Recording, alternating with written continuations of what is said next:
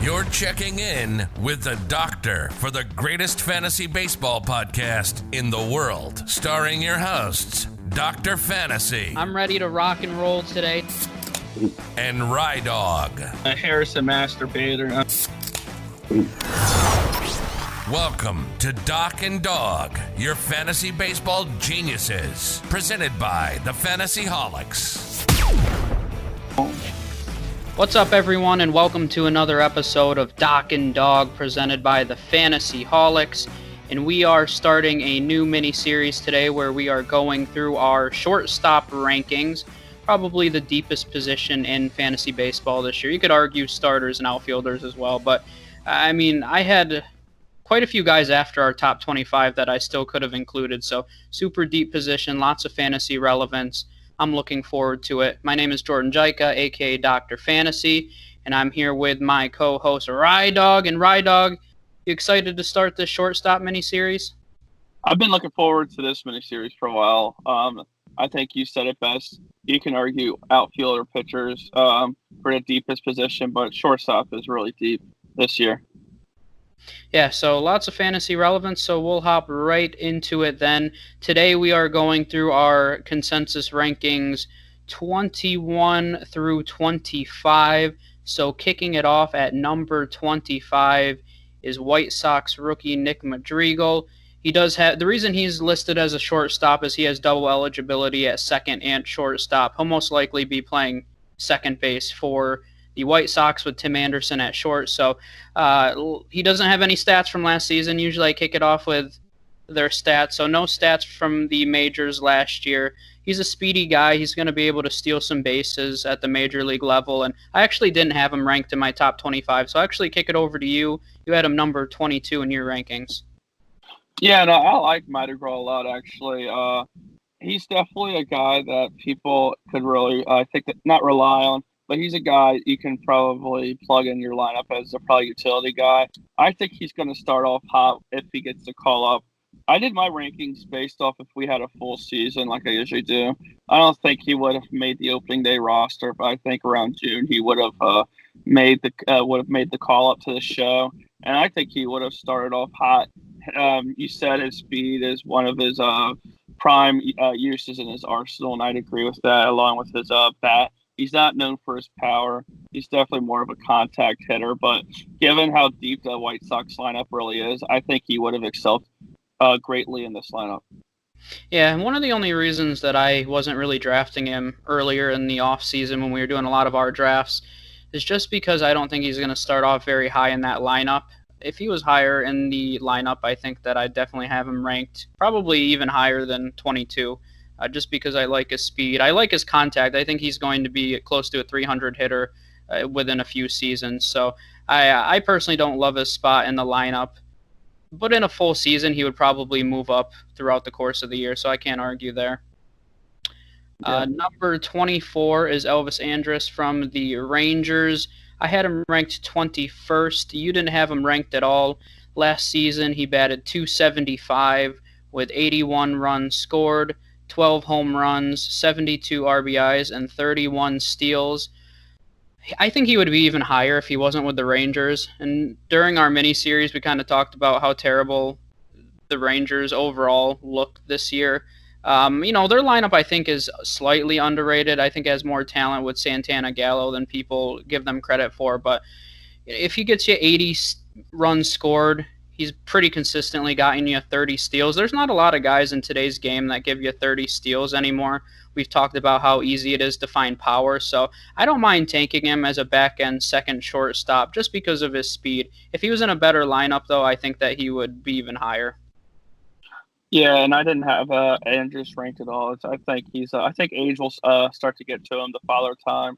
I also think Andrus is he doesn't really have much around him, so Gallo was coming off an injury, but Gallo is also more of like the home runner out kind of guy. He doesn't really hit for a high average. I do like Danny Santana a little bit. I do like how you can fill him at just about any position. But outside of those two guys, Doc, I don't really see much going for this offense. Yep, I would agree. Then number 23 is Didi Gregorius, now with the Phillies. Last season, he batted .238, 47 runs scored, 16 home runs, 61 RBIs, 2 stolen bases. Once again, this depends where he hits in the Phillies lineup.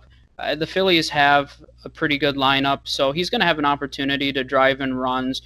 The reason he's not higher for me is just because of his average. If he was able to bring that average up even into the 270 range, I think I would move him up 5 or so more spots. But good lineup, overall a good player. I just like to see a little more average from my players just because he's not supplying you. He could supply 30 home runs in a full season, but I don't think he's a guarantee to. So if you're getting 25 to 30 home runs, I'd rather get that elsewhere, and so I'm not overly high on him just because of the average.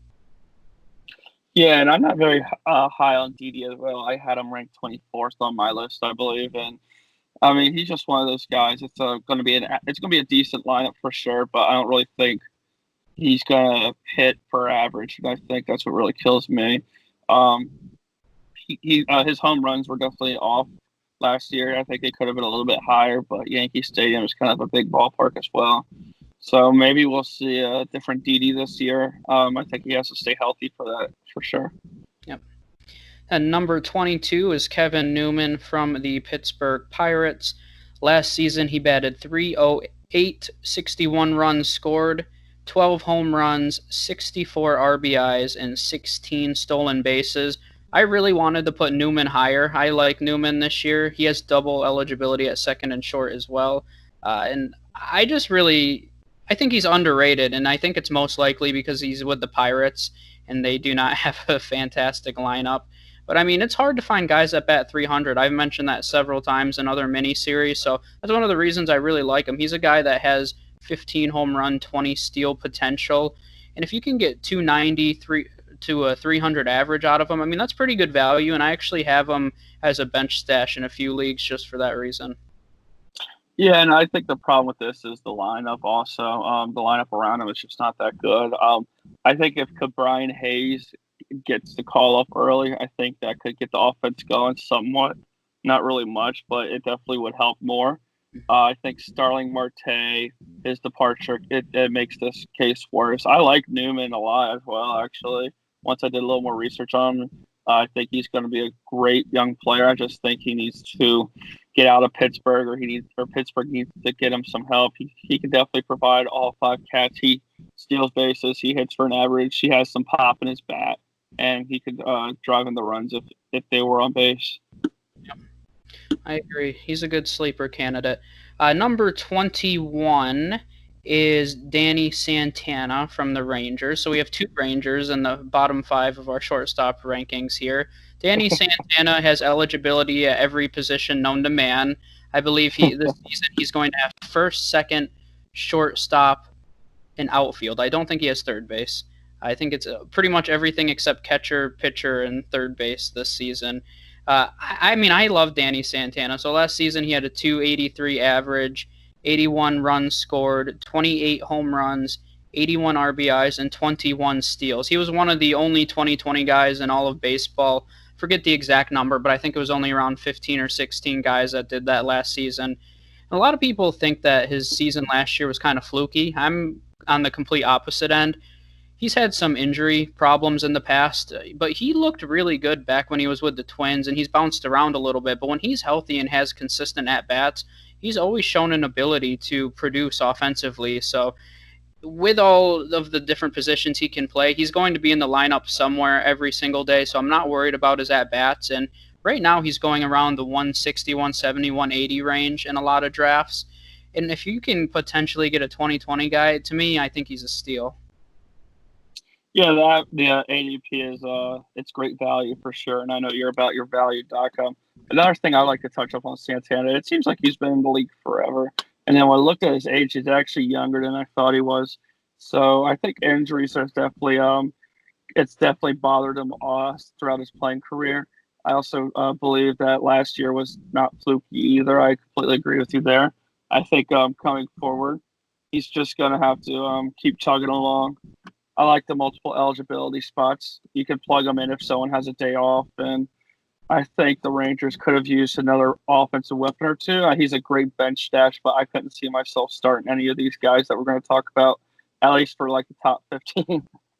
Yeah, just because the position is so deep, it's hard to. Danny Santana, you can probably start at second base pretty comfortably. I have him as my starting second baseman a few times, but I think that's all that we have for today's rankings. That's number 21 through 25. So thank you guys for tuning in. This has been Doc and Dog presented by the Fantasy Holics. If you don't already, make sure you subscribe to our YouTube channel. You can like us on Facebook. Our Twitter is at FantasyHolics1. And our new website is thefantasyholics.com. Lots of great content on there. So thank you guys once again for tuning in, and we will see you next time. Goodbye.